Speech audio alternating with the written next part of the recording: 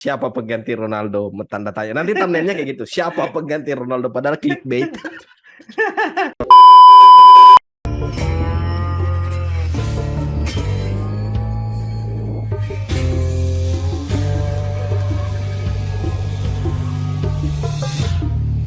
Ah, well, setelah sekian purnama, berapa lama kita nggak ada taping? Hmm, Welcome back to the Number 10 Show.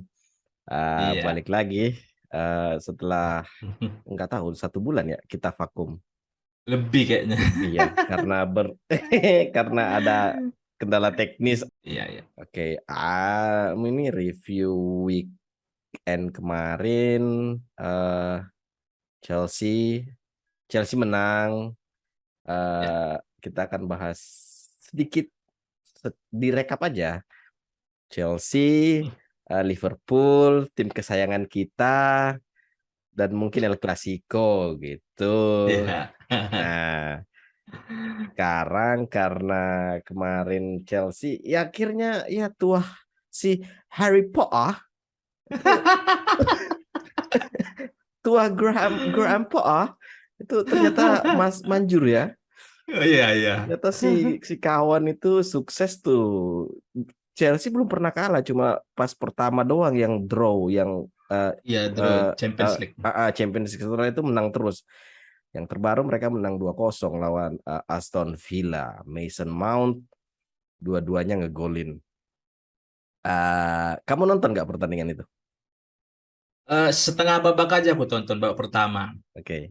Jadi sebenarnya kalau mungkin nggak banyak ya yang bakalan berekspektasi atas raihan Graham Potter dan timnya sejauh ini. Mhm. Cuman memang orang ada sebagai beberapa kubu yang menganggap Potter di musim ini mungkin nggak terlalu diberikan beban target karena ingin meneruskan peninggalannya Tuchel, siapa namanya Thomas Tuchel Tuchel. kan. Ya.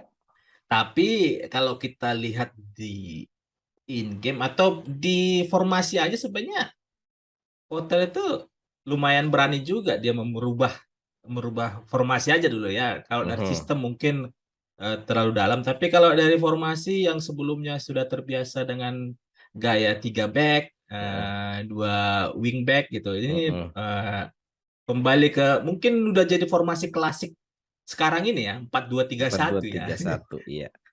Tapi Jadi tapi gini, tapi 4-2-3-1 eh, nya si Graham Poah ini dia eh, kalau misalnya kamu lihat di live score itu formasi eh, 4-2-3-1 tanda panah loh. formasinya ini Kak, kamu mengingatkan zamannya Ancelotti Kak. Hah? Kayak Ancelotti kan dulu kalau tapi dia Ancelotti dulu satu uh, pivot Ancelotti ya. Ancelotti itu ini dia formasi diamond dulu 4-4-2 diamond. Nah, kalau kalau si Graham Poah ini dia empat dua Ah, tiga satu tapi dua pivotnya tuh bukan yang mepet gitu tapi bukan yang dekatan melebar. kan? Iya, melebar dia. Jadi hampir Iya, iya. sejajar sama si 3 wingernya Chelsea gitu. Iya, Agak-agak iya. absurd juga si penyihir satu ini. Mungkin ini gaya tipikal nomor 6-nya nggak terlalu anu ya. Nggak ter ini lebih lebih dinamis mungkin ya. Membentuk ya kayak yang sekarang triangle yang Iya dibilang ya. biasa dibilang triangle gitu kan. Kan lebih Hmm. dekat itu 3-3 tuh dia. Betul, betul. Situasi yang overload 3 lawan 2 lah, 4 lawan 3 lah, kayak gitu-gitu. Ya. Dan kalau lihat pivotnya si siapa, si Potter juga Loftus-Cheek sama Kovacic. Dan itu bukan, nggak ada tuh pemain yang holding tuh dua-duanya nafas Ya. semua tuh. Technically gifted lah kalau misalnya untuk untuk pivot gitu. Cuma Potter ini aku pikir waktu dia direkrut Chelsea, tak pikir Hmm. uh, Aubameyang ampas ini Aubameyang di Chelsea. Loh, Iya. kok jago gitu.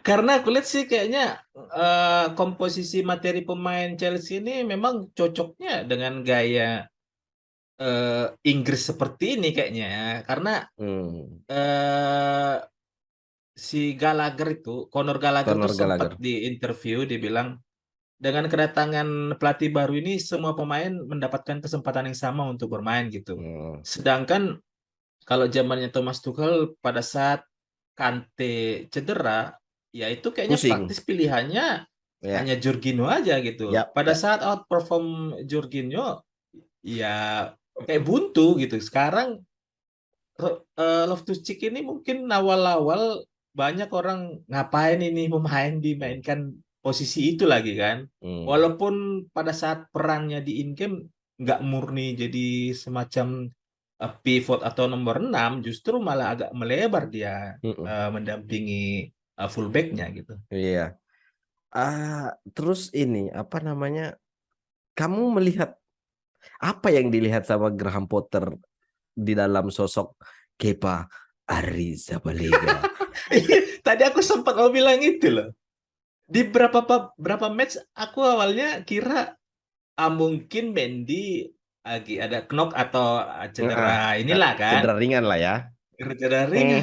Tapi kok tiba-tiba ini kiper termahal dunia comeback nih kan, epic comeback deh nih. Apalagi semalam lawan Lawan Villa itu Villa 3 kali save kayaknya kalau nggak salah tuh. ada penyelamatannya yang Yang kayak, bertubi-tubi. ya kalau ingat yang dulu 2000 berapa ya? Penyelamatannya David Seaman lawan Sheffield United. Nggak ingat aku. Jadi itu udah kayaknya Aku belum, udah mau aku gol nggak setua tiba-tiba itu. Aku nggak setua itu. penyelamatan inilah penyelamatan kalau sampai adminnya Twitter Champions League itu Mm-mm, nge-tweet mm-mm. untuk apresiasi penyelamatannya si Kepa itu gitu. Situ. Oh, iya iya iya iya iya. Nggak Iya. tahu dia salah salah salah akun atau gimana itu, Mm-mm. tiba-tiba dia muncul, ngapain nih orang Tapi aku, nge-mention tapi akunnya nggak di, tweetnya nggak dihapus. nggak Oh, dihapus. berarti secara sadar itu. Jelas sadar ya. Iya.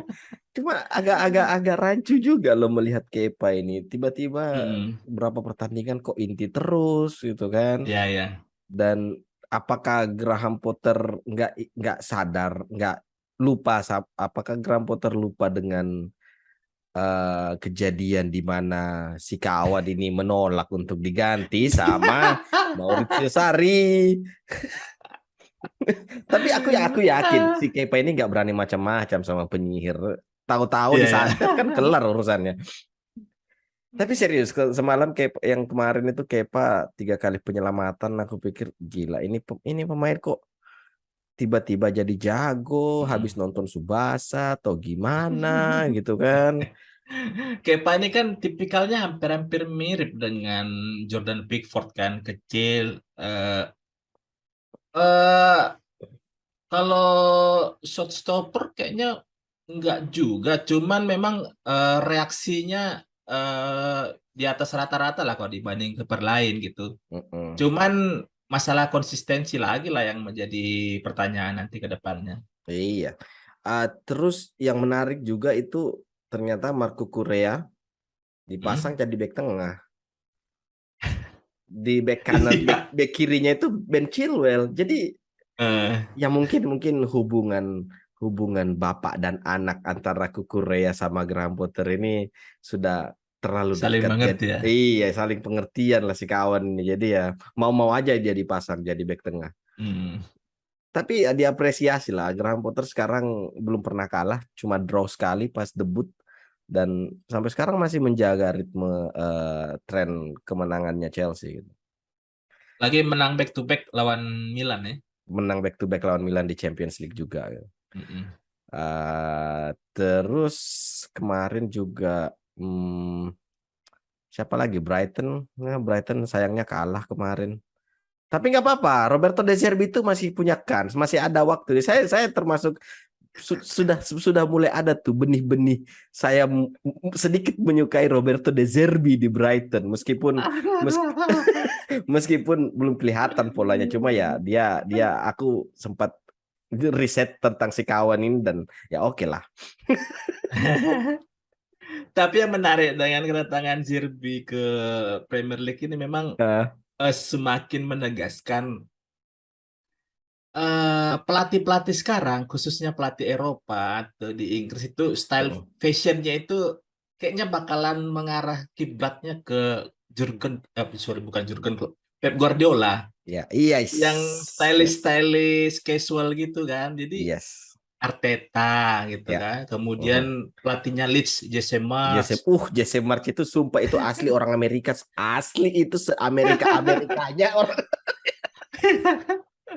Kemudian ditambah lagi Zerbi nih gaya fashionnya tuh kayaknya memang kayak gitu nanti Ya, udah meninggalkan style yang pakai pakai jas gitu jas kan, ini. necis pakai dasi gitu kan. Dan bahkan Erik ten Hag pun kayaknya sempat yang tampil-tampil sedikit casual ya. Iya iya. Mm. Eh, eh, De Zerbi nanti kita bikin bikin satu segmen kalau misalnya mau bahas Brightonnya De Zerbi nanti kita buatkan, terus lanjut ke Leeds Arsenal yang sempat ditunda pertandingannya karena apa, ada Mati lampu. mati lampu kah apa kah. Power cut up. Menang 1-0, menang tipis. Ya. Golnya Saka itu apa yang Hmm. dipikirkan sama sama si Rodrigo tuh waktu dia tiba-tiba nggak ada apa-apa, tiba-tiba umpan jauh kasih ke Saka. Iya. Tapi kalau aku lihat ya di Hmm. dua pertandingan Arsenal lawan Leeds tadi malam, kemudian lawan Bodo di Europa Europa League. League ya. Kemenangan yang berharga sih kalau dilihat dari gaya permainannya gitu. Hmm. Musim ini Arsenal mulai dari matchday pertama sampai ke lawan Liverpool minggu lalu itu Hmm. eh, kita nonton itu ya permainan cantik dan hasilnya juga eh, sesuai dengan Ekspektasi. ekspektasi Hmm. para pemainnya gitu kan. Tapi kalau semalam aku lihat harusnya sih malah lebih fair, Lebih imbang. Kalau nggak imbang malah Leeds United ya. Apalagi dengan roller coaster VAR, penalti iya ya. Patrick Bamford nggak gol gitu Hmm. kan. Hmm. Hmm. Hmm. Karena kalau dari segi permainan kayaknya nggak tahu ya apakah pemain Arsenal fatigue atau gimana. Karena Hmm. kayaknya eksplosivitas dari dua winger mereka Saka sama Martinelli kayak Martinelli. kurang gitu. Iya, mungkin faktor kelelahan ada karena mereka juga jeda untuk ininya sedikit, dan mungkin juga faktor ini mental psikis mereka karena bentar lagi Piala Dunia kan. Jadi mereka Bermain aman. iya menghindari nggak bisa main karena si Richarlison yang di Tottenham berpotensi bakal absen di Piala Dunia nanti karena kemarin cedera toh. Hmm. Tapi karena tadi kamu ngomong Liverpool lawan Liverpool. Aku akui loh, Arteta jenius banget. Itu adalah di mana Arteta itu betul-betul jenius. Eh, Pakai Tomiyasu di sebelah kiri buat mengantisipasi gerakannya salah. Muhammad Salah. Iya.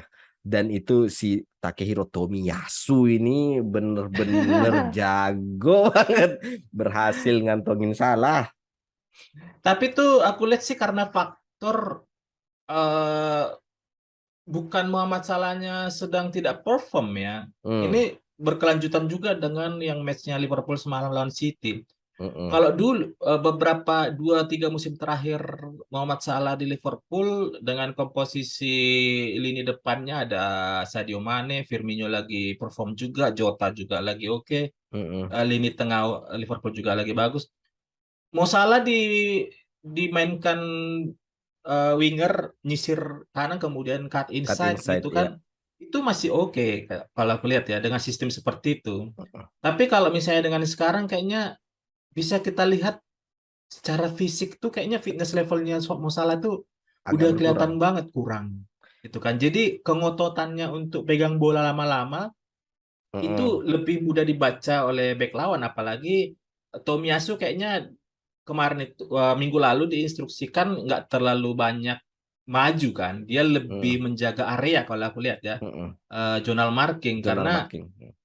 kalau misalnya dimainkan Zinchenko atau Kieran Tierney mungkin Bahkan eh, push forward mereka tuh tipikal ya pemain. sistem yang nyisir lapangan, kemudian yang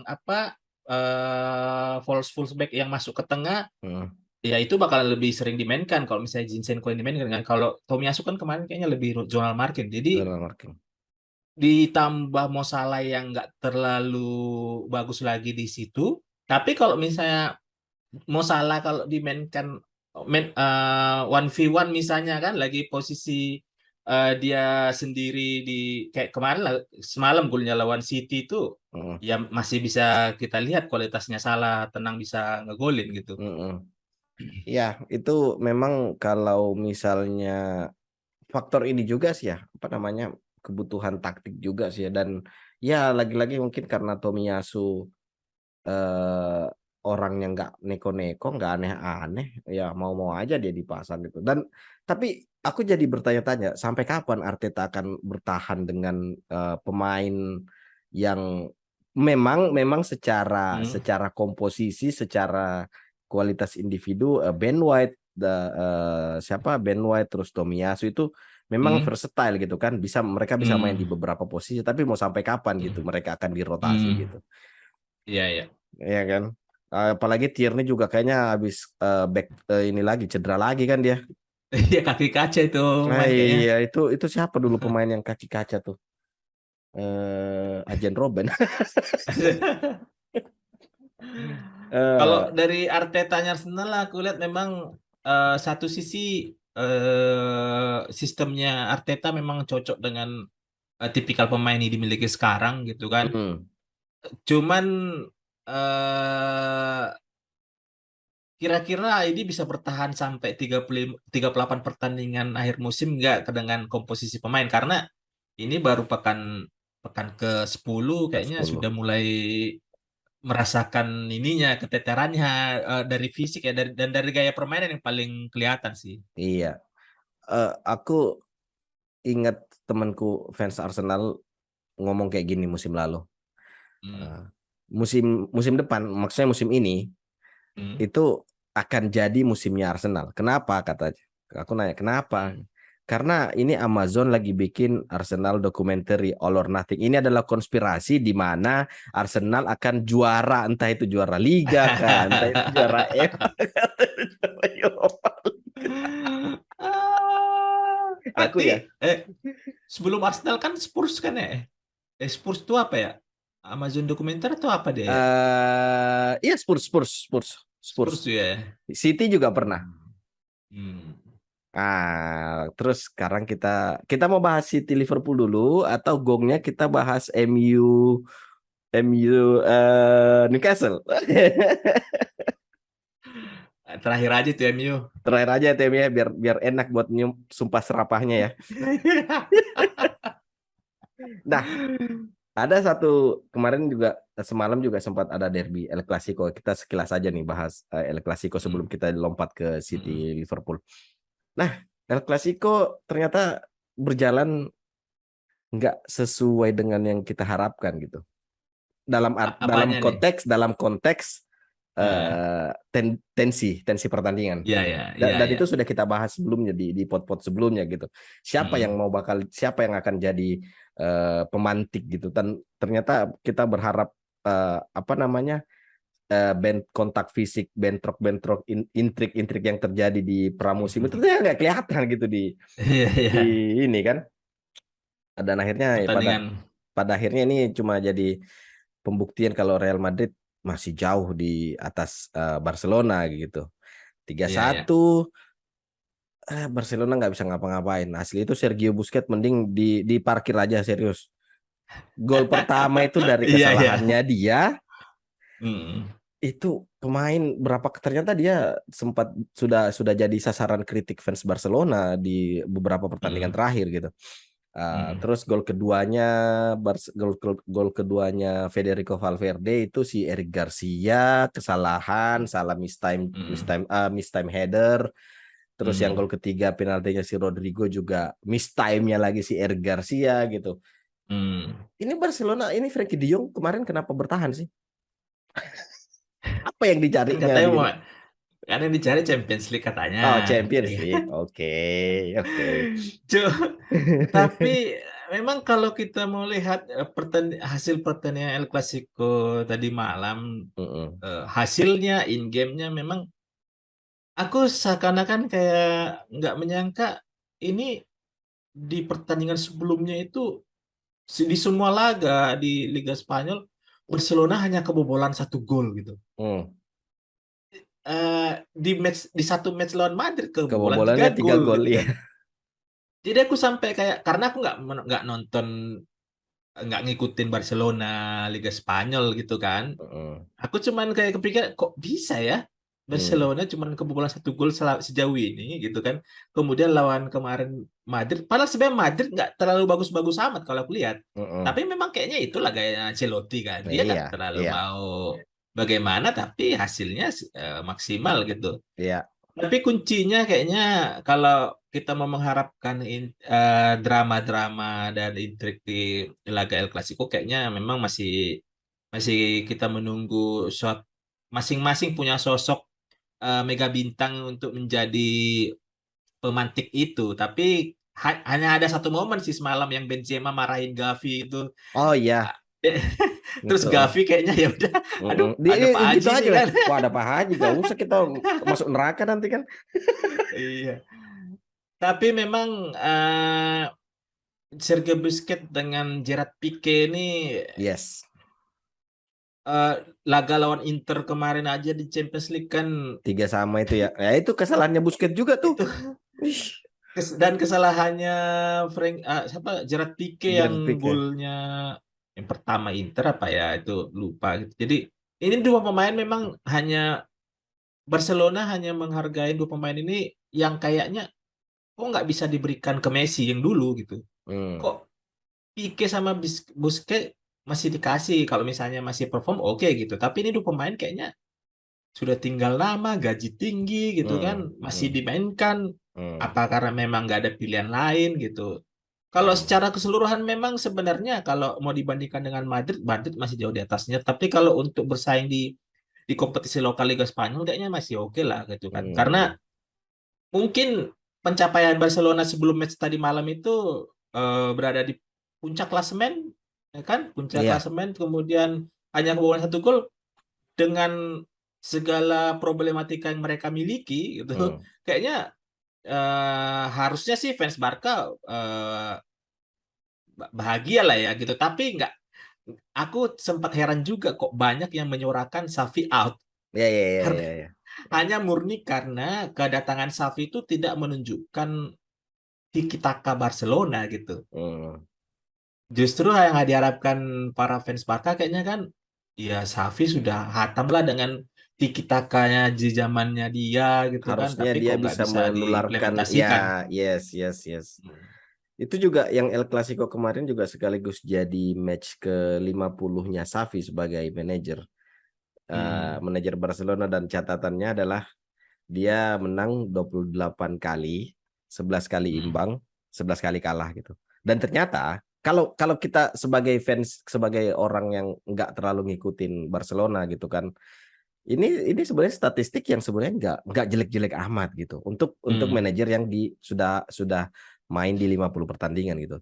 Tapi Hmm. ternyata rekor Hmm. ini adalah rekor terburuk kedua, rekor terburuk di zaman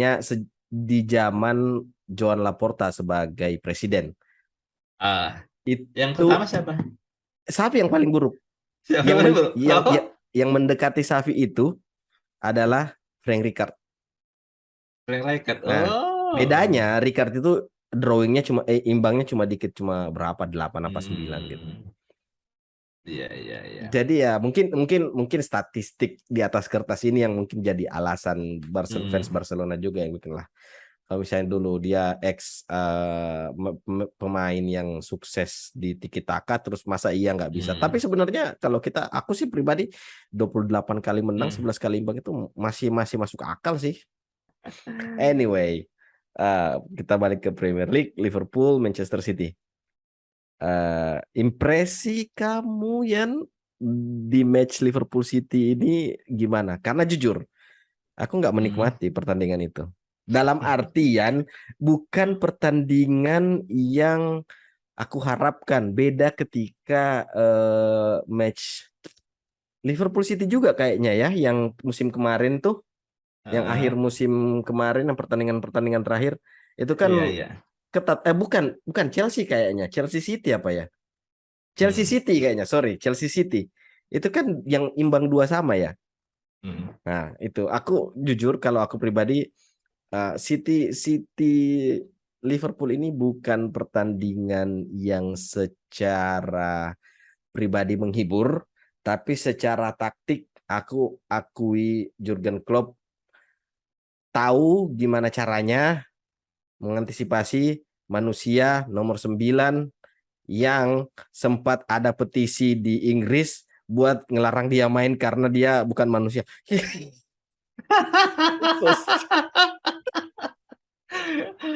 Ternyata aku kira jongos bola cuma ada di Indonesia gitu.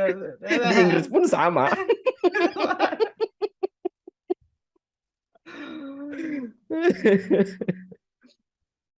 Nah, gimana Kalau misalnya pandanganmu? aku lihat kenapa, memang aku juga ada beberapa faktor. Kalau aku pribadi ada beberapa faktor kenapa pertandingan semalam itu Liverpool City kayak nggak dinantikan seperti match musim sebelumnya gitu. Hmm, Yang pertama, aku lihat ini karena Jurgen Klopp udah terlalu prematur menarik diri dari perburuan gelar juara. Pada saat minggu lalu Liverpool kalah dari Arsenal, iya. eh, situ Klopp kan Jurgen Klopp Klopp langsung ngomong ya. bilang, Hmm, "Mm-mm. Ini kayaknya memang Klopp ini nggak tahu antara mau bermain aman biar nggak terlalu berekspektasi ke dia gitu kan, hmm, atau memang memang sadar diri gitu dengan pemain yang dimiliki gitu." Itu satu yang kalau aku bilang. Jadi Klopp sudah kayak sudah langsung menarik diri dari perburuan gelar juara musim ini padahal baru baru sekitar 9-10 pertandingan dilalui. Kemudian yang kedua memang performa Liverpool musim ini eh, kita nggak bisa kita nggak bisa apa ya kalau dari sistem sebenarnya Klopp itu masih berusaha menerapkan gegenpressing yang dipunya, tapi dari perubahan formasi dan taktik itu terlihat jelas kalau gegenpressingnya kayaknya sudah nggak jalan. hmm. Itu bisa kelihatan yang biasanya dia pakai single pivot Fabinho, kemudian di 3 pertandingan aku nonton itu udah pakai 2 pivot dia, Henderson Milner, Henderson Thiago gitu kan. Kemudian dicoba lagi dengan Harvey Elliott. eh yang biasanya dengan 4-3-3-nya lah, tiganya ini sejajar nih. Kalau sekarang ini 4-2-3-1 gitu. Iya, Itu yang betul. kedua. Dari Liverpool memang kayaknya eh musim lalu kayaknya kita udah sempat mention juga Liverpool nih kalau kalau misalnya salah satu dari 3 pemainnya, Sadio Mane, Firmino dan Salah sempat cabut, Hmm, ini menjadi warning nih ke Jurgen Klopp. Tapi kemudian kedatangan Luis Diaz itu semacam wah ini visioner sekali nih Jurgen Klopp ini kan. Kalau misalnya hmm. ada yang cabut, kan awalnya Muhammad Salah yang sempat yang bakal Diisutkan. kemungkinan besar cabut gitu kan. Iya. Ternyata Luis Diaz cedera minggu Hmm, lalu gitu kan. hmm, Kemudian performa Diego Jota juga naik turun. hmm, Ditambah memang lini tengahnya Jordan Henderson tuh memang kalau 2 musim terakhir sebelum ini masih diharapkan masalah leadershipnya. hmm. Kayaknya di musim ini nggak tahu ya kayak kurang gitu. Nggak kayaknya kalau dia ada tuh malah jadi kayak momok gitu. Jadi bahan bahan cecaran pemain lawan gitu. Kemudian yang ketiga, kenapa pertandingan semalam nggak terlalu greget? Kayaknya karena sebelumnya itu aku nonton MU itu kayak udah ah, kampret nih pertanyaan udah ngapain matikan tuh habis itu tinggal sekali-sekali buka video.com kan, Iya. oh masih kosong kosong dan masih kosong kosong. Heeh. Jadi kalau aku sih ngelihatnya itu apalagi jadi sebenarnya nanti mau kita bahas ya. Per- Peluangnya Rashford itu sebenarnya harapanku jadi gitu kan, yang menit terakhir Iya, iya, iya, itu iya. sampai aku pukul Iya. meja tuh kan, kampret nih bilang itu kayaknya euforia mau nonton Liverpool City itu kayak langsung drop gitu, langsung hilang, kayak langsung malas gitu. Jadi apalagi sebenarnya di pikiranku itu paling City lah yang menang kan, ada robot di Hmm, sana kan. hmm, Tapi hmm. ternyata hasil Liverpool City semalam walaupun Pep Guardiola bilang Liverpool selama masih dilatih Jurgen Klopp akan dianggap seperti ya Liverpool yang sebelum-sebelumnya gitu kan. Oke. Tapi kemenangan Liverpool semalam, aku yakin kayaknya para petaruh ulung Hmm, eh, kayaknya nggak banyak memegang Liverpool gitu. Pasti ya. akan banyak pegang City gitu. Hmm. Tapi hasil semalam memang yang paling diuntungkan sebenarnya bukan Liverpool tapi Arsenal sih. Ya, ya, ya, itu sebenarnya aku yang pertandingan Liverpool City itu sebenarnya lebih menarik nonton komennya orang-orang yang di live video gitu. Iya, iya. Pas pas Liverpool ngegolin, tuh kan itu adalah doa dari fans Arsenal gitu.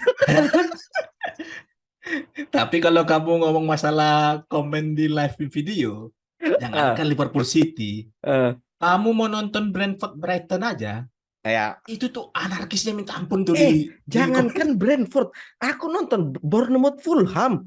Itu pemain itu yang nonton militan semua. Asli sumpah itu pakai caps lock semua kurang ajar gitu.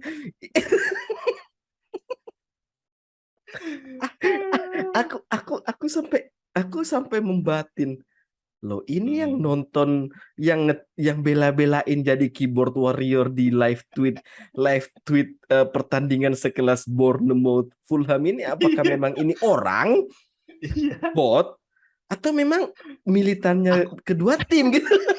aku yakin itu orang karena ada WKWK-nya, WK gitu kan. Apalagi setiap setiap ada momen buffer, Oh yang ya. paling keselin itu gol gitu Iya. kan. Anjing, nggak beneran nggak nih gol nih kan? Kampret nih.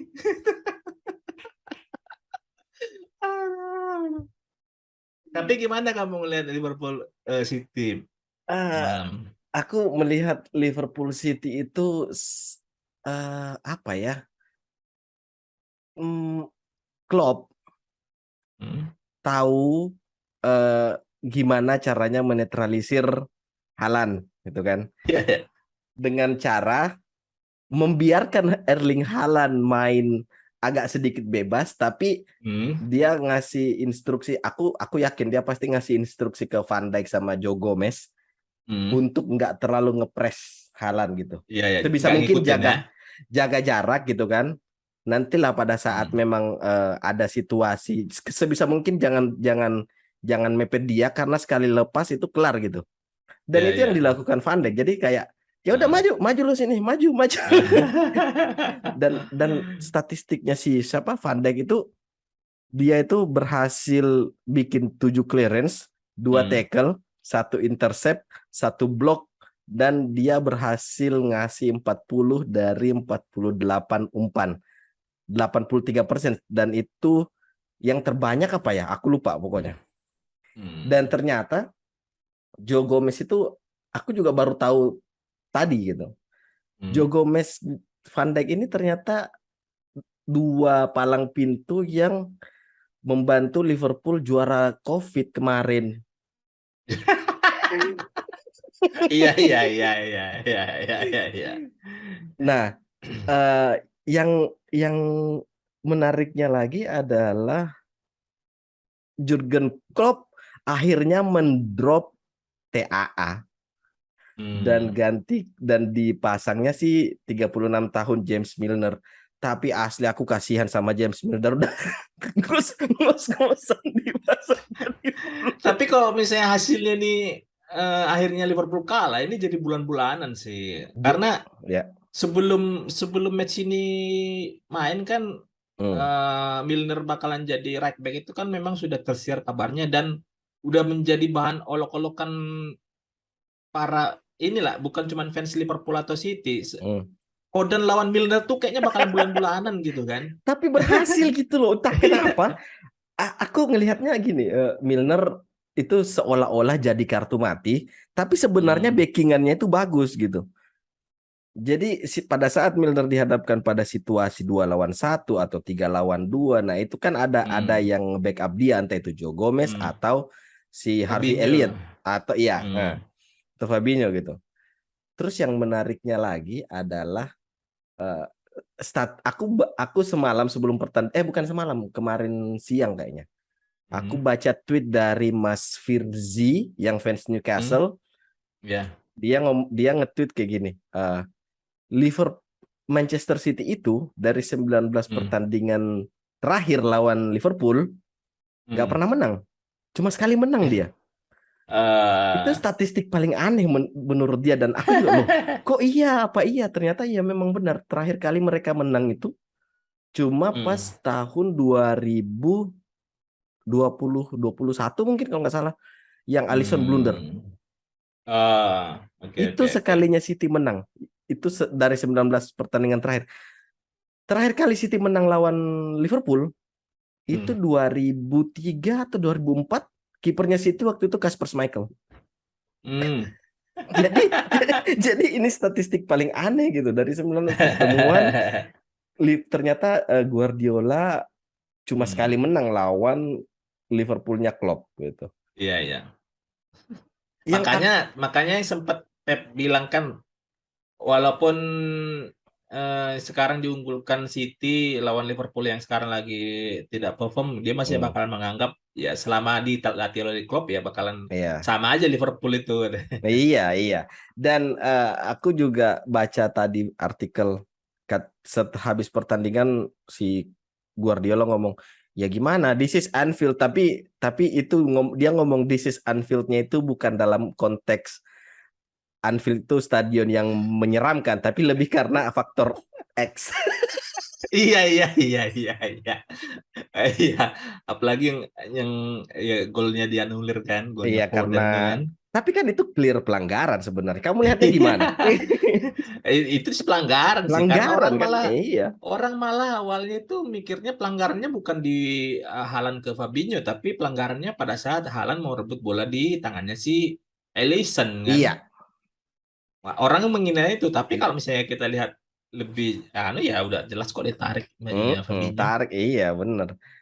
Terus aku juga sempat tadi apa namanya,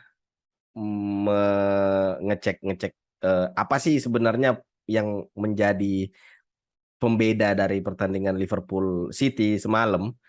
Itu Ah, karena ternyata salah satu alasan kenapa Klopp berhasil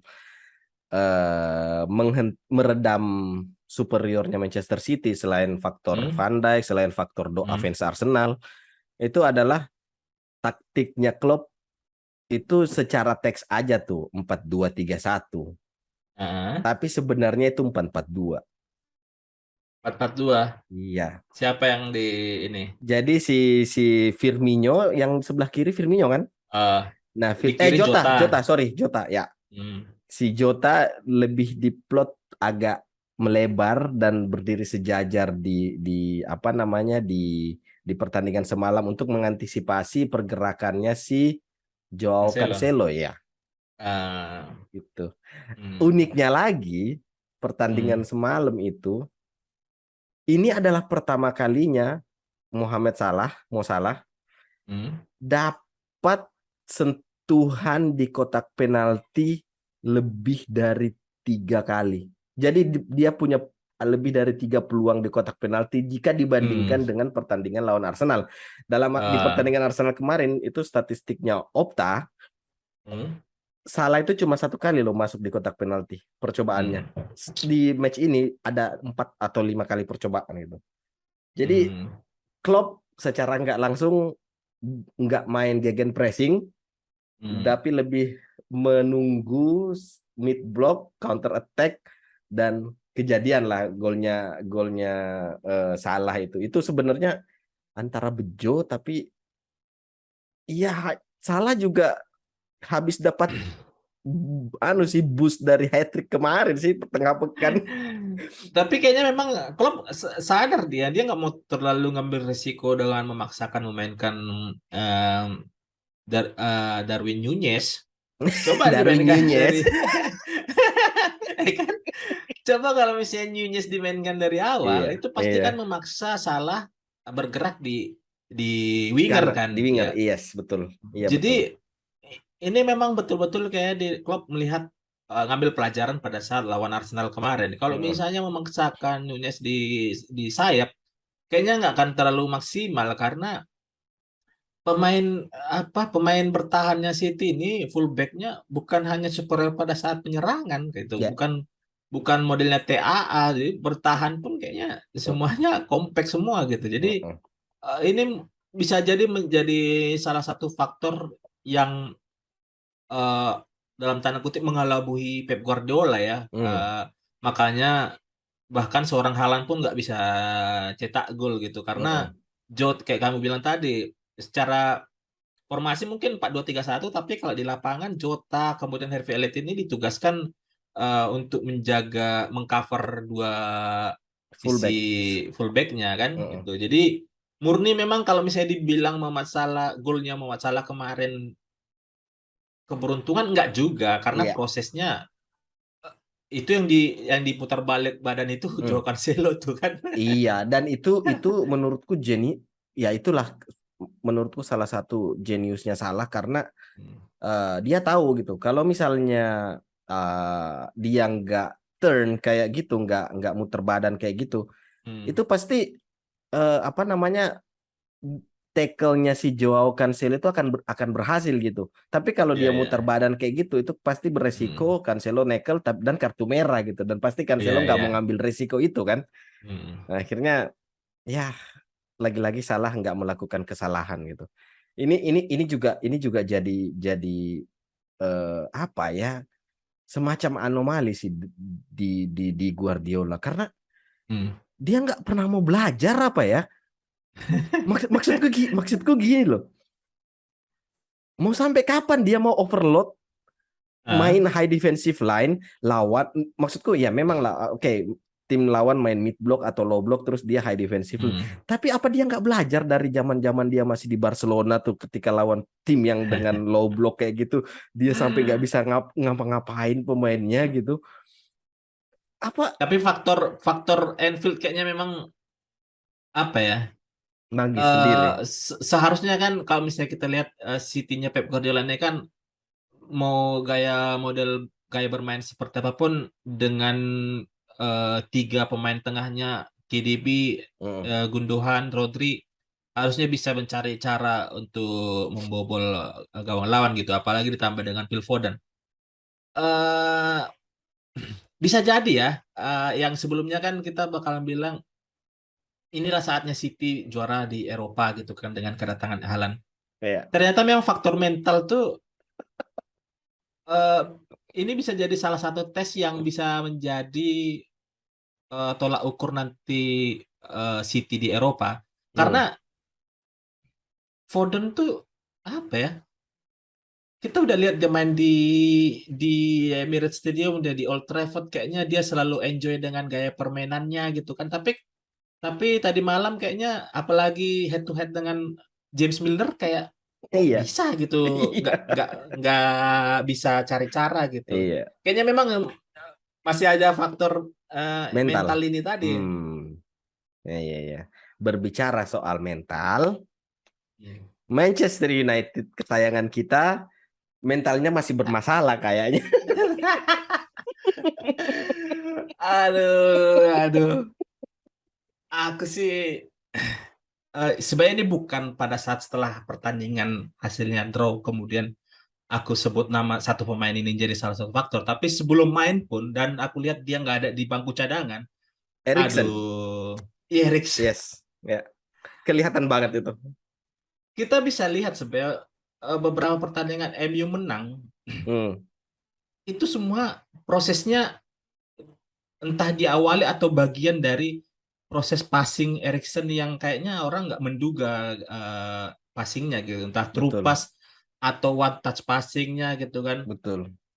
Semalam itu sebenarnya kalau misalnya dibilang mental ya karena memang caranya udah tahu gagal kayak gitu, Masih pola dipaksa. serangannya gitu. Yes, yes, yes, yes. Dan yang paling aku bikin mind blowing itu kalau misalnya ada yang perhatikan ya, Hmm, Ronaldo pas di lapangan, Luke Shaw tuh gak pernah crossing.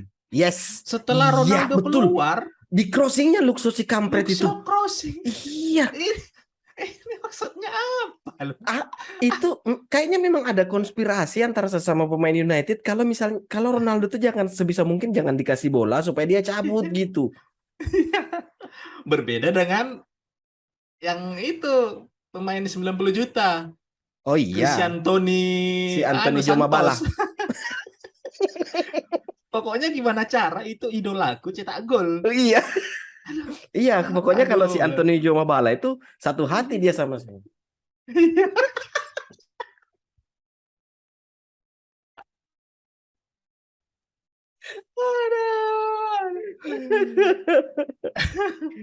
Iya, makanya itu aku juga aku pun merasa kayak gitu karena ya ini adalah pertama kalinya Ronaldo starter setelah pertandingan Hmm. lawan Brentford kan, Iya, iya. dan itu Luxo si anjing ini nggak pernah ngasih crossing itu biar apa sih sebenarnya. Padahal kalau dari segi apa kesempatan dan ruang, Shaw tuh selalu ada momen itu bisa kasih crossing sebenarnya kan, tapi nggak tahu kenapa selalu passing Hmm. balik lagi, nggak mau diumpannya gitu. Pas sudah keluar masuk Rashford, Di dia umpan crossing, gitu. iya. Apa?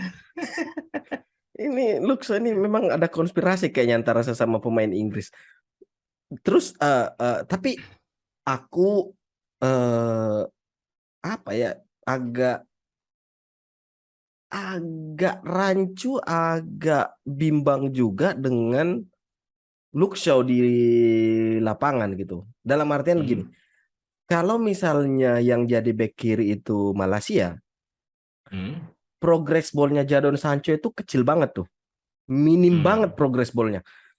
Tapi kalau Luke Shaw yang jadi back kiri, ball hmm, progressingnya Sancho itu lebih hidup sedikit gitu. hmm. Cuma lagi-lagi faktor intelektual kecerdasan berpikir di lapangan itu masih kurang. Karena memang kalau kita lihat agresivitas Shaw dengan Malaysia kan, agresivitas lebih agresif Malaysia gitu. Iya, Luxo kan dia nggak terlalu pada saat dia agresif mungkin pada dapat momen wancu aja. ya, ya, ya. Momen dapat wancu baru dia maju dia kan Ah, gitu. Tapi kalau Malaysia kayaknya dia lebih lebih lebar juga dia mainnya, makanya hmm. Sancho ruangnya lebih sempit dia. Yes, betul. Apalagi tapi nggak tahu ya, karena dibilang ada orangnya bilang juga Hmm. ini faktor satu tim di Inggris gitu. Jadi sudah sama-sama paham Hmm. lah gitu. Tapi Hmm. Sancho sih aku nggak tahu sampai nunggu kapan ini pemain bisa membuktikan dirinya Iya, yang level harga segitu. eksplosifnya Sancho yang di Borussia Dortmund itu nggak masih belum begitu kelihatan Hmm. ketika dia di United sekarang. Bahkan 2 musim jalan tuh eksplosivitasnya tuh masih masih jauh dari ekspektasi yang sering kita lihat ketika dia berseragam Dortmund gitu. Atau mungkin yang kita lihat itu cuma highlight aja, tapi aslinya mah Mhm. Sancho ya gitu sebenarnya gitu kan. Terus menyambung omonganmu soal Christian Eriksen, Hmm. ini lagi-lagi membantah membantah apa namanya, menegasi pernyataan kita di pot Hmm. sebelumnya bahwa Hmm. akan ada tumpang tindih di kreasi serangannya United. Tapi ternyata enggak, Hmm. justru Iya. justru ketiadaan Christian Eriksen di lini tengah Hmm. bi- membuat kita sadar kalau Bruno Fernandes itu bukan pemain yang bisa jadi pembeda. Iya, iya. Iya kan? Eh, nggak tahu ini faktor karena dia udah pegang ban kapten atau bagaimana ya. Heeh. Eh, Terlalu emosian. iya, kayak Hmm. aku ini kayak pada saat momen United diserang, kemudian dia disikut, entah disikut kayak disikut sama si Sama Bruno Gimares. Murphy, Oh. bukan Murphy, Mhm. itu peluang peluang besar untuk Newcastle, tapi Bruno Fernandes memilih untuk jatuh. Iya. Aku sampai kayak memang pemain Portugal kayak gini ya kan, Ronaldo kan memang kayak gitu kan, Nah, gampang ya. nganu kan, Mm-mm. nggak bisa melihat momen gitu kalau lagi diserang kayak gitu. Ya kalau memang masih bisa lari ya lari aja gitu kan. Yes, Jadi yes. kayak apa ya, manja gitu apa, Terlalu ini eh, cry baby. Di bisa, tapi bisa jadi sih aku lihat kenapa faktor Bruno Fernandes nggak terlalu kelihatan kehadiran Casemiro kayaknya memang seakan-akan perannya yang dulu Bruno Fernandes diberikan ke dia untuk jemput bola ke belakang, Yes, lari belakang ke depan, lari ke belakang, kayaknya memang sudah di cover dipercayakan ke sama dia. Casemiro gitu. Hmm, Jadinya Bruno Fernandes itu gaya permainnya hanya di sepertiga area eh, terakhir. lawan gitu kan. Yes, yes. Jadi nggak terlalu kelihatan untuk menjadi pembeda di momen pada saat tim buntu. Peran Mm-mm, itu sebenarnya memang dipegang sama Christian Eriksen gitu kan. mm-mm. Tapi kalau aku lihat dari pertandingan semalam, kalau dari segi strategi kayaknya apa yang diinginkan Ten Hag itu sudah dijalankan. Cuman yang bikin aku kaget dari Ten Hag itu masalah pergantian pemain sih. Cuma satu ya. Cuman satu yang Mm, diganti dan aku kaget juga melihat Fred dan Casemiro masih tetap di lapangan. mm-mm, Casemiro itu dari mulai menit 80 itu aku kayak sadar gitu, pantesan aja Madrid jual dia gitu. mm. Itu fisiknya tuh udah kayak kelihatan banget tuh. Kamu kalau kita main FIFA lah, itu Ya, ya, ya, pemainnya udah sudah nggak bisa lari. udah nggak bisa lari gitu kan. Mm-mm. Kemudian Fred kayaknya memang Hmm, ini pemain gimana ya? Dia mau menunjukkan kalau dia seorang pemain Brazil nggak bisa gitu kan. hmm. Mau gelandang pengangkut air juga kayaknya selalu mental dia, apalagi pemain Newcastle kan kayaknya Stock City 2.0 kayaknya Yes, semalam tuh yes, betul. badannya Yes, besar-besar betul. gitu kan. Betul, betul, betul. Jolinton Mm-mm. itu hampir tuh badan-badan gede semua kan. Mm-mm. Padahal kalau misalnya kita lihat di bench tuh ada beberapa pemain yang punya atribut bisa kayak Garnacho lah kan. Ya Mm-mm. setidaknya siapa tahu bisa memberikan perubahan di 10-15 menit terakhir gitu kan. Ya. Kemudian ada si Tyler Malaysia. Aku sih kemarin tuh harapannya Malaysia bisa memberikan membantu Sancho untuk progresi di sisi kiri gitu. Tapi Mm. ternyata hanya Rashford menggantikan Ronaldo, cukup jadi tanda tanya juga sih apakah memang ini tinggal menunggu waktu kayak lawan siapa itu yang di Europa League kemarin tuh, Oh, Omnia Nicosia. Omnia. Omonia Nicosia. Mm. Iya, jadinya padahal ini momen momen salah satu momen terbaik United buat merangsek ke atas gitu, karena sebelum match Yes. ini aku udah ngeliat poinnya ini nanti udah segini nih, udah Mm-mm. segini nih poinnya itu kan, apalagi unggul satu pertandingan kan belum Iya, main betul. gitu, aduh gitu. Kenapa bukan Anthony Elanga yang dimasukin ya?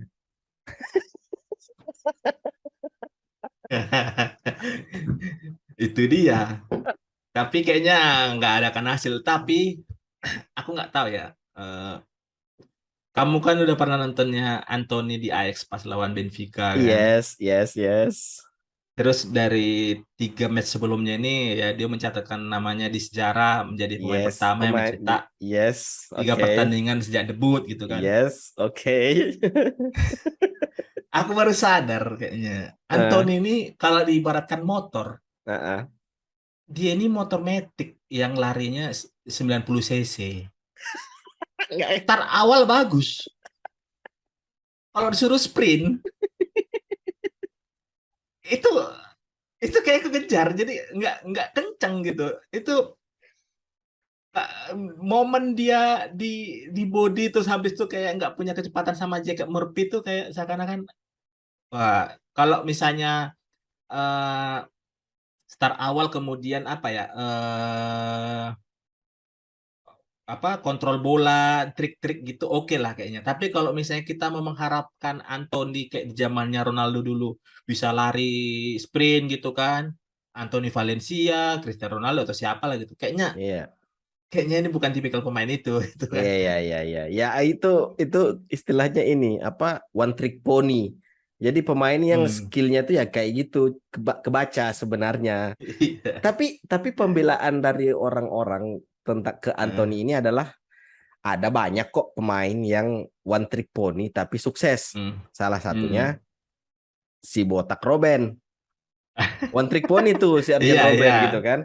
Yang Hmm. yang yang enggak dipahami sama yang luput dari pandangan orang-orang adalah Arjen Hmm. Robben itu licin.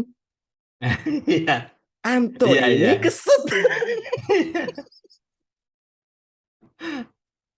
Bahkan sebenarnya pada saat lawan di Europa League aja, Hmm, eh ya lawan pemain Siprus, iya ya. ini kan kayaknya apa ya, kayak nggak bisa.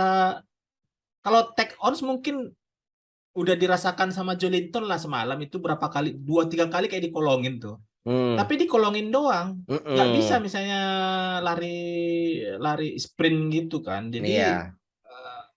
mungkin di momen tertentu yang harus dibuktikan Anthony, masalah passingnya yang kayak dulu kita bahas ya. Hmm. Mungkin Anthony ini bisa unlock Si- objektif dari si kambing kan. Tapi ternyata dia masih terlalu kayak memaksakan gitu. Dia Iya. nggak tahu timing yang pas kapan. Iya. Dia lagi Cristiano Ronaldo lagi dikerubungin di sana, mau dipaksakan gimana? Apalagi umpannya Mm-mm. juga kayaknya belum terlalu oke gitu. Iya. Dan itu juga sebenarnya dibenarkan sama Ten Hag. Tiga Hmm. golnya Anthony di di tiga pertandingan perdananya itu kan tiga-tiganya berawal dari uh, run from deep, ya kan? Run Hmm. run in behind gitu. Hmm. Jadi dia dummy running, terus Hmm. ada kombinasi pas dan Hmm. ya golnya tipikal lah kayak gitu.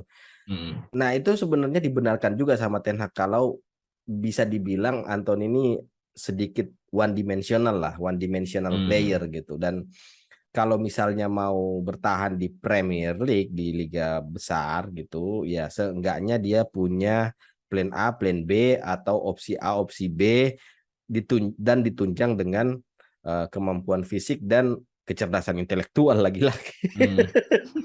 Dan itu memang belum nggak masih masih jauh dari ekspektasi sih kalau menurutku Eh, secara pribadi gitu. Jadi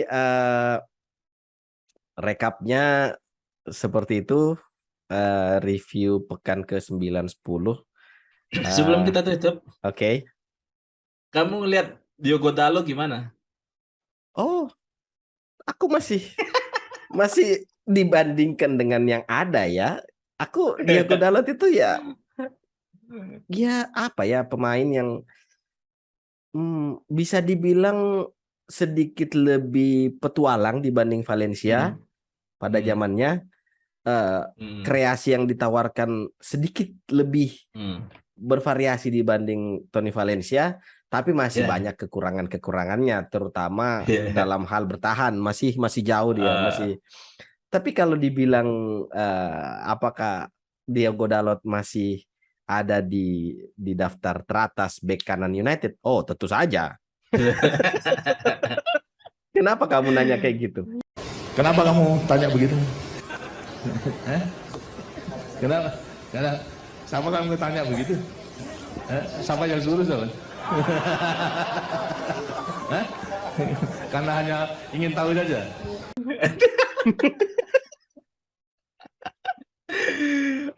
aku sih, di momen pas kapan sama si Casemiro, Mm-mm. Casemiro sama Anthony. Dua kali kalau nggak salah dia itu dimarahin. Selalu ketinggalan. eh, jadi kayak kamu masih tahu istilah kalau kita main futsal pas lari maju kencang, pas pulang naik beca gitu. Ya, ya, ya, ya, ya, ya, ya, ya, ya, ya, Jadi ya. selalu nggak bisa ngikuti ritmenya Anthony. Padahal salah satu yang bisa kita lihat Anthony di beberapa pertandingan kemarin kan kombinasi mereka berdua nih. Yes. Padahal Diogo Dalot semalam itu sering ketinggalan pada saat proses Build up. penyerangan, Memang, proses memang. build up-nya. Jadi Mm. aku ngelihat Diogo Dalot ini nggak tahu apakah memang karena dia hanya pilihan satu-satunya saat ini, jadi seakan-akan merasa posisinya Di aman dan atas angin, yes. iya apa atau kecapean gitu. Iya, kalau aku sih ngelihat dua-duanya gitu. Dalot Hmm, bermasalah di mindset, terus ya. yang satunya ya karena apa ya, nggak belum dapat ininya, belum dapat tune-nya dia untuk track back-nya lagi gitu. Hmm, Mungkin mungkin mungkin situasinya akan sedikit berbeda kalau United beli satu pemain yang memang kompeten di sisi kanan, di fullback gitu. Jadi seenggaknya ada pembanding, ada yang membuat Dalot merasa nggak nyaman. Karena kalau misalnya kita mau mengkomparasikan dia dengan Aaron Wan-Bissaka itu sudah jauh memang. Sudah beda level kalau menurutku ya. Nah, menyambung ke masalah kebutuhan penambahan pemain. Di match semalam kan sebenarnya eh, praktis ya pilihannya untuk menggantikan Ronaldo itu ya hanya ada Marcus Rashford kan. Di momen-momen seperti itu kan sebenarnya sudah cocoknya itu memasukkan bukan hanya satu tipikal striker gitu. Nah, Ten Hag ya nggak ada pilihan lain. Nah, kira-kira kalau menurutmu siapa yang pemain yang di tim Liga Inggris sekarang nih yang cocok masuk ke MU atau menyambung ke Brighton? Ronaldo itu kan katanya memutuskan akan mengakhiri karirnya di MU Oke. musim ini. Menarik. Oke. Dan pemberitaan yang paling santer itu media-media Inggris bilang yang paling cocok untuk menggantikan Ronaldo itu Ivan Toney. Nah, Sebentar. Saya butuh waktu untuk mencerna pernyataan barusan. Sebentar. Nah, ini sebenarnya terpisah ya. Jadi kalau misalnya memang butuh pemain yang bisa menjaga kedalaman skuad MU, khususnya ya di momen-momen buntu kayak semalam, itu siapa pemain yang cocok masuk? Kemudian yang kedua, apakah memang Ivan Toney ini menjadi opsi terbaik untuk menggantikan Baginda itu beliau? Karena kalau aku dari sisiku pribadi ya, Oke. mungkin orang-orang menaikkan nama Ivan Toney itu karena dua pertandingan sebelumnya yang Ivan Toney cetak hat-trick dengan gaya ada tendangan penalti, ada tendangan bebas gitu. Tapi Ivan Toney itu ya Ya Ivan aku Toney. sih lebih Ivan Toney gitu. Ya kayak Danny Welbeck lah mungkin Yes, kan. betul. Jadi kalau aku pribadi sih itu kayak semacam, kalaupun hanya untuk jangka pendek atau untuk sebagai backup oke gitu. Tapi aku sih big no gitu untuk Ivan Toney gitu. Nanti kalau kamu gimana? Kenapa harus ada nama Ivan Toney gitu? Kalau iya, apa sebenarnya yang bisa ditawarkan sama Ivan Toney? Ya benar katamu. Ivan Toney itu ya Danny Welbeck in disguise, cuma beda kostum aja dia. Bahkan mungkin Ivan Toney sama Marcus Rashford itu ya kalau misalnya kita mau komparasikan ya yang satu larinya kencang bisa take on pemain, Iya, yang satu ya mentok di fisiknya gede iya, gitu kan. iya. Tapi lagi-lagi ya mereka pemain Inggris jadi ya big no juga lah buat apa Ivan Toney. Iya kalau misalnya memang mau kita mau ngomong backup, aku lebih cenderung untuk ngambil Alexander Mitrovic. Iya. Untuk jangka pendek ya kalau untuk tim yang khusus di tim Premier League gitu. Alexander Mitrovic mungkin yang underrated atau Callum Wilson mungkin dari Newcastle juga gitu. Tapi kalau misalnya jangka panjang, ya memang United butuh striker yang betul-betul prolific sih ya. Mungkin Gianluca Scamacca mungkin bisa dipertimbangkan kalau ke depan, atau bisa juga ini ambil pendekatan yang drastis, ngebajak Gabjes dari Arsenal. Aku sih ngelihat Gabjes ini musim depan bakalan di Spanyol sih kayaknya. Kayaknya ya. Di Barcelona. Kalau nggak Barcelona, Madrid ya kayaknya kemungkinan besar Madrid sih.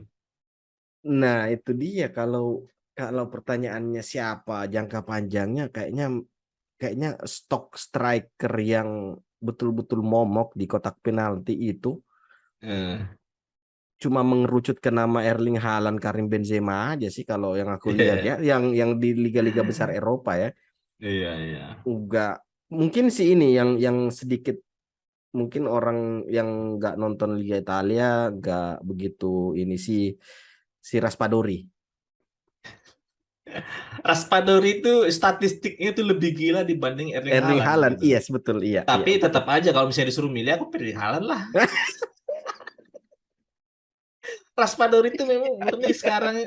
Iya betul, iya betul. Sekarang ya Luciano Spalletti di Napoli itu kayaknya dia habis ini dengan anu deh, nggak tahu gimana ceritanya itu tim jadi kayak dewa banget tuh. Iya, Anu Napoli. pemain yang nggak jelas namanya dari Georgia aja bisa jadi Iya, iya, iya. pembicaraan gitu. Kalau jangka pendek ya Hmm. tadi itu Alexander Mitrovic atau Callum Wilson. Itu yang cuma ada Hmm. di kepala. Atau mungkin Michel Antonio. Aku itu kalau kalau di yang di Liga Inggris ya, Michel Antony itu salah satu pemain favoritku juga, pemain badak dia itu Iya kan. iya betul betul. Dengan Mm-mm.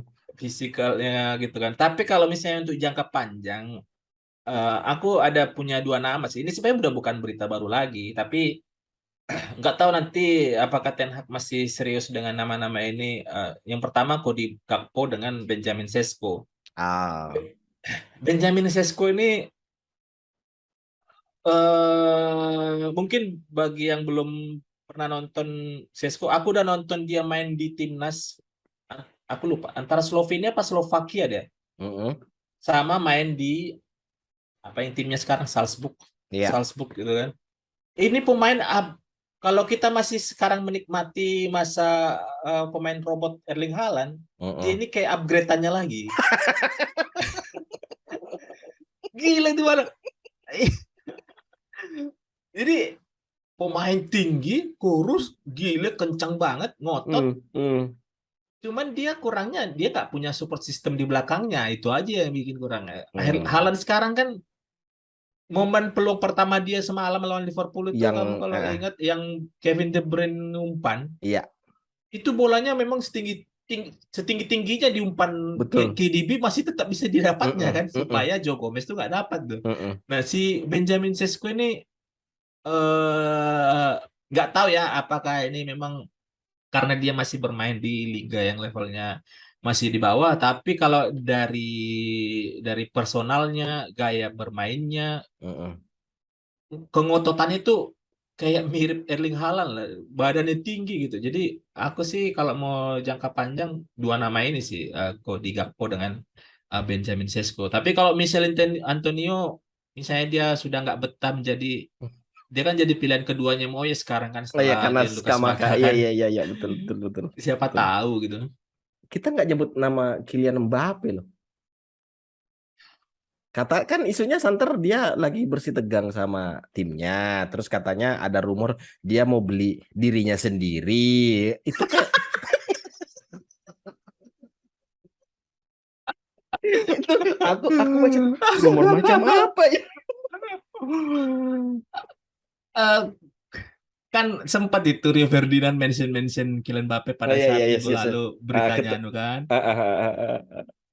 eh aku sih pemikirannya langsung kayak aku nggak mau lagi ngalamin Pogba yang kedua gitu. Pogba itu kan kayaknya dia nggak tahu kita kontribusi yang diberikan ya. Kalau Kylian Hmm, Mbappe sejauh ini kan kayaknya kontribusinya dengan kondisi bagaimanapun kayaknya masih selalu bisa kasih entah assist atau gol gitu. Tapi yes. menghadirkan sosok pemain yang terlalu dominan dengan kepribadiannya ini Hmm. Red bukan flag. jadi solusi, Hmm. bukan jadi solusi buat MU yang lagi tidak baik-baik saja gitu. Iya iya. Jadi mungkin aku akan setuju dengan komentarnya Aubameyang ke Arteta yang bilang, Arteta nggak bisa handle pemain bintang. iya Hmm. nggak bisa main pemain bintang, tapi kasih aja dia pemain muda yang nurut gitu. Mm-mm. Ya kalau memang itu yang efektif ya kenapa enggak gitu kan? Mm-mm. Mm-mm. Jadi untuk kondisi MU sekarang mau kita kasih nama sebesar apapun kayaknya bukan jadi solusi untuk saat ini gitu kan. Iya iya. Mbappe dengan hadir Kayaknya dia aku ngeliat bermain di Liga Inggris kayaknya juga agak sulit ya. Kayaknya sih bakalan kalaupun misalnya dia pindah kayaknya ya, nggak tahu lah jadi ke Madrid apa enggak, tapi kayak udah tutup pintu di sana gitu. Nah, iya. Dan kita juga selain nggak mau Pogba jilid 2, kita juga nggak mau dia berakhir seperti Martial gitu yang Iya iya iya iya kan. iya Anthony Martial ya. Ngomong-ngomong Pogba, karena kita Ah, jarang ngomongin Pogba, ini ternyata dia lebih banyak menit bermainnya sebagai brand ambassador Juventus itu lebih banyak loh dibanding menit bermainnya dia di lapangan. kan memang itu tujuannya dia. Dia kan pas pindah ke Juve nggak ada dia ngomongin apa gitu. Pokoknya dia cuma Iya, pengen pindah ke sana gitu. Yang iya. semua orang seakan-akan memuji dia tanpa ada Mm-mm, olok-olok dari siapapun itu. mm-mm. Memang itu dia yang diinginkan Betul, dia. betul, betul. Oke, sampai di sini review kita dan ngalor ngidul yang berujung pada siapa pengganti Ronaldo, tanda tanya. Nanti thumbnailnya kayak gitu, siapa pengganti Ronaldo, padahal clickbait. Oke, thank you Midian udah gabung di pod kali ini. Mungkin Siap, kita siap. bisa recording lagi, kita bisa ngobrol ngalor ngidul lagi minggu ini atau minggu depan. Nanti temanya ya kita nggak tahu temanya apa karena ini cuma pas lagi ada kekosongan aja terus kita udah Iya, bahas iya. ini gitu kan. Oke, kamu ada pesan-pesan terakhir nggak? Ya, Piala Dunia sudah mulai dekat ya. Kayaknya para pemain di Liga Eropa juga sudah mulai agak bermain aman, nggak mau terlalu ngambil risiko. Yang Mm-mm. terakhir itu kan ada Rich James yang kayaknya kemungkinan besar nggak bakalan Absen. bermain di Piala Dunia. Mm-mm. Kayak kemungkinan besar ini akan sedikit mempengaruhi terkait intensitas pertandingan kalau kita nonton Liga Eropa kayaknya Mm-mm. bakalan banyak akan bermain aman. Tapi eh, ya ini jadi tahun yang menyenangkan bagi para penggemar sepak bola karena ja- yang belum pernah kita rasakan kayaknya Piala di akhir Dunia tahun itu November. ada Piala Dunia. Yes, yes, yes, yes. Nah, kalau gitu di pembahasan berikutnya kita bahas tentang Piala Dunia aja. Iya, iya, iya, iya. Oke, Oke. oke. Sampai ketemu di part berikutnya. Bye bye. Bye bye. Thank you, thank Thank you, you. thank you.